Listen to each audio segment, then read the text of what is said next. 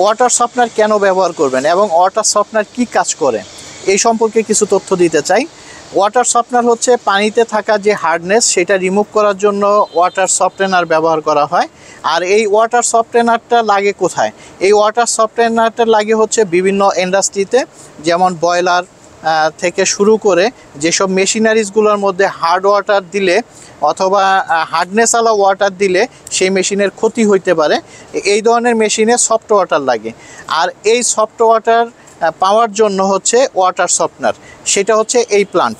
এই প্লান্টের মাধ্যমে পানিটাকে সফট করা হয়, অর্থাৎ পানিতে থাকা যে হার্ডনেস সেটা রিমুভ করে সফটনার মাধ্যমে সফট ওয়াটার করে দেওয়া হয়।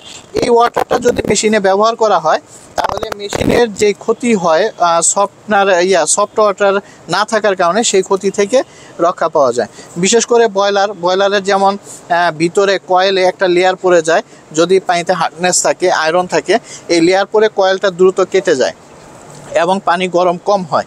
সেই কাজগুলো যদি সফট ওয়াটার থাকে তাহলে সেইটা থেকে রক্ষা পাওয়া যায়। এছাড়া অনেক মেশিন আছে যে মেশিনের ভিতরে পানি যায়, ওখানে যদি পানিতে হার্ডনেস থাকে তাহলে ওই মেশিনে একটা স্কেল পরে মেশিনটা দ্রুত নষ্ট হয়ে যায় এবং মেশিনের কার্যকারী ক্ষমতাটা কমে যায়, যার কারণে ওয়াটার সফটনার লাগে। তো আমরা এই ওয়াটার সফটনারটা দিচ্ছি। ওয়াটার সফটনারের প্রসেসটা হচ্ছে পাম্পের পরে একটা ভেসেল, এখানে মাল্টিমিডিয়া দেওয়া আছে, এখানে হচ্ছে অ্যাক্টিভ কার্বন এবং এটার ভিতরে অ্যাক্টিভ কার্বন থাকে।